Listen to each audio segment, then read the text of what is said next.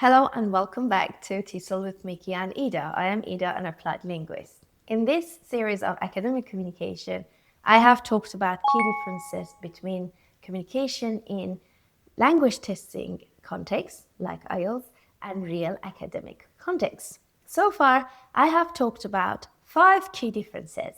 We started with purpose. We then talked about audience. Then came criticality.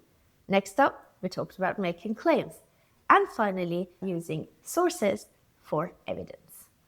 In this episode, I'm going to talk about the 6 differences between language testing type of communication and real academic communication. And that is organization and structure. So, in an IELTS writing task, for example, when you're writing the text, you usually follow a fixed structure, like a formula. You usually have an introduction, couple of body paragraphs, and a conclusion. And the examiner will look at that structure and clarity and the linguistic accuracy. So the focus, as we said before, is on proficiency. When you're writing an academic essay, however, there is usually no fixed structure or a particular formula.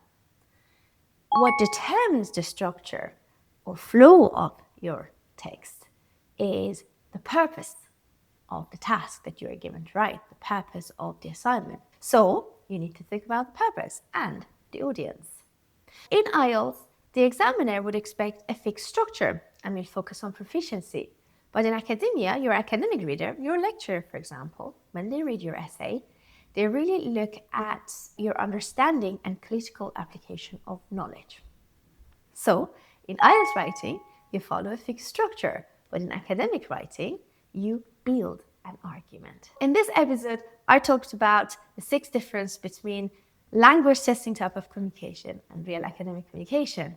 And that was organization and structure. Now, you definitely need a flow, you need a natural flow, you need a structure in your academic writing as well, but that is not fixed. And depending on the assignment task, depending on the task you're given, particularly when you're writing, then the purpose of the task will somehow guide you in deciding how to structure your overall text. Now, in the next episode, I'm going to talk about the 7th and the last key difference between language testing type of communication and real academic communication. So stay tuned. Don't forget to subscribe and follow us, and I will see you very soon. Thank you.